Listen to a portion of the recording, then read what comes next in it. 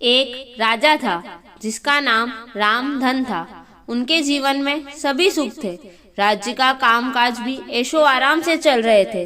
राजा के नैतिक गुणों के कारण प्रजा भी बहुत प्रसन्न थी और जिस राज्य में प्रजा खुश रहती है वहाँ की आर्थिक व्यवस्था भी दुरुस्त होती है। इस प्रकार हर क्षेत्र में राज्य का प्रवाह अच्छा था। इतने सुखों के बाद भी राजा दुखी था क्योंकि उसकी कोई संतान नहीं थी। यह गम राजा को अंदर ही अंदर सताता रहता था। प्रजा को भी इस बात का बहुत दुख था। वर्षों के बाद राजा की यह मुराद पूरी हुई और उसे एक पुत्र की प्राप्ति हुई। पूरे नगर में कई दिनों तक जश्न मना। नागरिकों को राजमहल में दावत दी गई। राजा की इस खुशी में प्रजा भी झूम रही थी। समय बीतता जा रहा था। राजकुमार का नाम नंदन सिंह रखा गया। पूजा पाठ एवं इंतजार के बाद राजा को संतान प्राप्त हुई थी, इसलिए उसे बड़े लाड प्यार से रखा जाता था। लेकिन अति किसी बात की भी अच्छी नहीं होती। अधिक लाड ने नंदन सिंह को बहुत बिगाड़ दिया था। बचपन में तो नंदन की सभी बातें दिल को लुभाती थी, पर बड़े होते होते यही बातें बदतमीजी लगने लगती है। नंदन बहुत ज्यादा जिद्दी हो गया था। उसके मन में अहंकार आ गया था।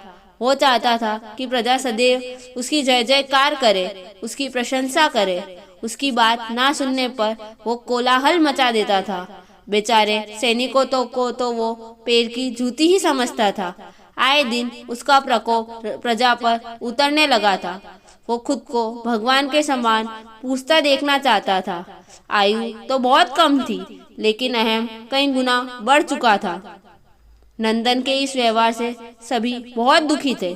प्रजा आए दिन दरबार में नंदन की शिकायत लेकर आती थी, जिसके कारण राजा का सिर लज्जा से झुक जाता था। यह एक गंभीर विषय बन चुका था। एक दिन राजा ने सभी खास दरबारियों एवं मंत्रियों की सभा बुलवाई और उनसे अपने दिल की बात कही कि वे राजकुमार के इस व्यवहार से अत्यंत दुखी है। राजकुमार इस राज्य का भविष्य है। अगर उनका व्यवहार यही रहा तो राज्य की खुशहाली चंद दिनों में ही जाती रहेगी। दरबारी राजा को सांत्वना देते हैं और कहते हैं कि आप हिम्मत रखें, वरना प्रजा निसहाय हो जाएगी। मंत्री ने सुझाव दिया कि राजकुमार को एक उचित मार्गदर्शन एवं सामान्य जीवन के अनुभव की जरूरत है। आप उन्हें गुरु राधा गुप्त के आश्रम भेज दीजिए। सुना है वहाँ से जानवर भी इंसान बनकर निकलता है। यह बात राजा को प्रसन्न आई और उन्होंने नंदन को गुरुजी के आश्रम भेजा। अगले दिन राजा अपने पुत्र के साथ गुरुजी के आश्रम पहुंचे। राजा ने गुरु राधा गुप्त के साथ अकेले में बात की और नंदन के विषय में सारी बातें कही। गुरुजी ने राजा को आश्वस्त किया कि वे जब अपने पुत्र से मिलेंगे तब उन्हें गर्व महसूस होगा। गुरुजी के ऐसे शब्द सुनकर राजा को शांति महसूस हुई और वे सहर्ष अपने पुत्र को आश्रम में छोड़कर राजमहल लौट गए।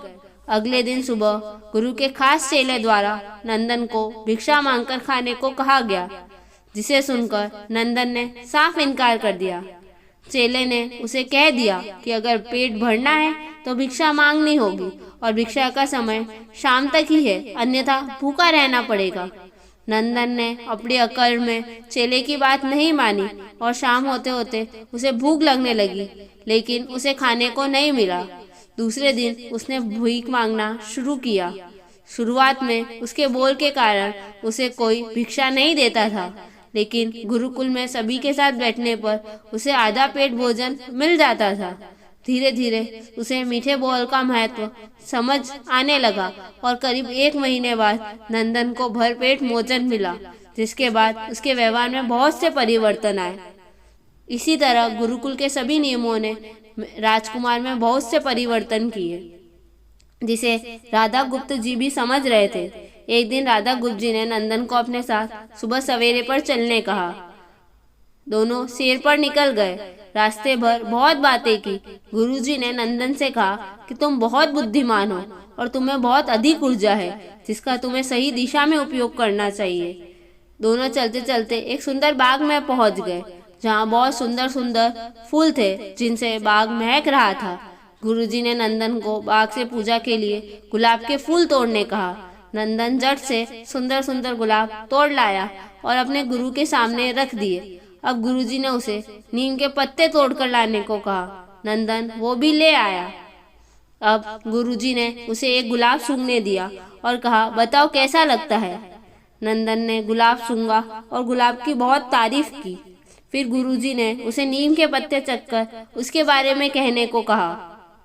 जैसे ही नंदन ने नीम के पत्ते खाए, उसका मुंह कड़वा हो गया और उसने उसकी बहुत निंदा की और जतर कतर पीने का पानी ढूंढने लगा। नंदन की यह दशा देखकर गुरुजी मुस्कुरा रहे थे।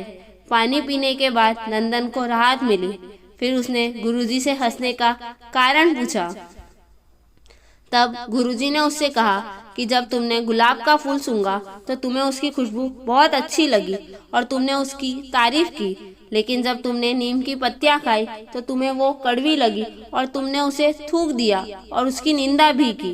गुरुजी ने नंदन को समझाया, जिस प्रकार तुम्हें जो अच्छा लगता है तुम उसकी तारीफ करते हो, उसी प्रकार प्रजा भी जिसमें गुण होते हैं उसकी प्रशंसा करती है। अगर तुम उनके साथ दुर्व्यवहार करोगे और उनसे प्रशंसा की उम्मीद करोगे तो वे यह कभी दिल से नहीं कर पाएंगे। इस प्रकार जहाँ गुण होते हैं वहाँ प्रशंसा होती है।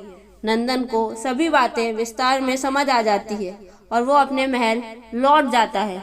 नंदन में बहुत परिवर्तन आता है और वो बाद में एक सफल राजा बनता है। Thank you. अगर आपको मेरी कहानी पसंद आई हो तो उसे लाइक और शेयर करें और कहानी के बारे में अपनी राय कमेंट करके ज़रूर बताएं।